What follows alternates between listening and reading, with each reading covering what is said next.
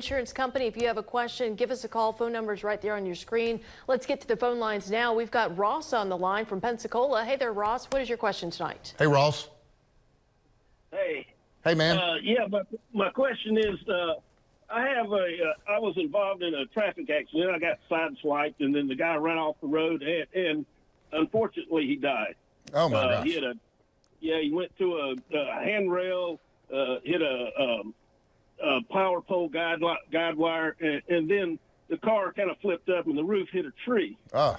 Well, his insurance company has accepted 100% responsibility. Okay. But they say they haven't gotten the bill from all parties yet, so Okay. they can't settle with me. Right. So there was more than one. I mean, so there was more than just you and the other car involved, correct? Well, there was the highway department that owns the handrail. Okay. And I have talked to them. They said that was below their minimum bill. Right. So they didn't even turn in a bill. The power company, same thing, below their minimum. They didn't turn in a bill. Right. Now, the insurance company that's accepted responsibility said, well, we haven't received a bill from the owner of the tree. Well, look, and let me ask you this. Were you injured at all or not? No. Okay, so you had property damage? Yes. Okay. Well, look, you're getting the runaround. In a situation like that, typically, a lot of times, if there's like 3 or 4 vehicles involved, the insurance company, if they've only got $25,000 or $50,000 of coverage, they'll say, hey, we've got a lot, this amount for you, this amount for them, and this amount for the other person. In a situation like this, if you're talking about the power pole people and the railing company, they are simply just trying to, weave and bob and trying to put you off. How long ago did this happen, if you don't mind me asking? The 23rd of this month will be 7 months. Okay. And so you never went to the hospital, never had any medical treatment whatsoever? No. Okay. And they still haven't paid for your car or the damage to your vehicle? No. Okay. Well, something like this, at some point, it just, at some point you just reach your limit, and and we hear all the time, ambulance chasing lawyers, they just want to file frivolous lawsuits. In this case, obviously it's not frivolous. You were not at fault. It was the other person.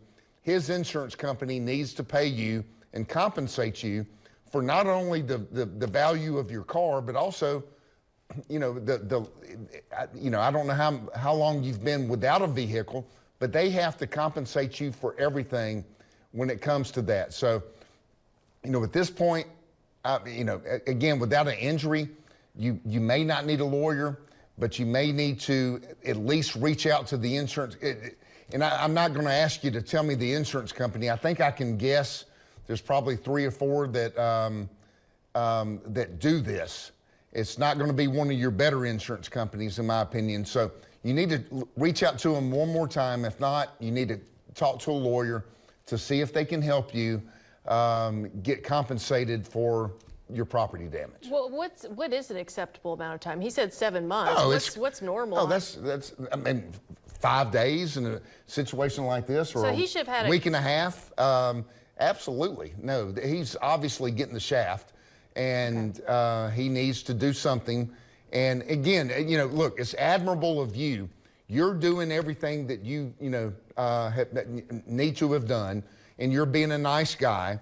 You're giving them time, but at some point, push comes to shove, and you're not getting, you're getting the short end of the stick on this, and you need to talk to someone about, trying to get this resolved, because this just, it's not right. Well, and so the insurance company should have stroked a check like a week after the accident to pay Sure. to cover his damages. Sure. I mean, again, it depends on, I always tell people all insurance companies are not created equal.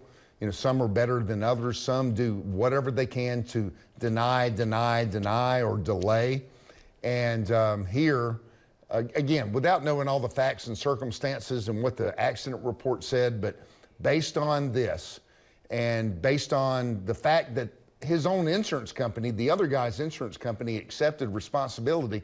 There is no reason that they haven't paid you at this point. So, you know, you got to do what you got to do because you need to get this resolved. And real quickly, I know we got to get to break, but it's something he said too about how the power company and the highway department is not submitting a bill. I never thought about that. So I guess, I mean, do they submit bills to insurance company in accidents and say, hey, your guy caused the damage here, you need to pay for it, we're not paying for it? They can, but if they're not doing it in this case, then there's no reason to wait. You know, if those other two parties are not going to be involved and trying to, and they normally won't for something like this. You know, they're just, you know, I mean, this is part of them doing business. And so if they're not going to do anything, then you're the only one that has a claim. And so you're the only one that basically has a portion of that insurance that should be coming to you. So I would, and look, I'd be more than happy to point you, if this happened in Florida, there's a lot of good lawyers over there that handle this kind of stuff. But right now, if they keep denying and delaying, then there's no other choice than for you to do something, you know, to get the ball rolling. All right.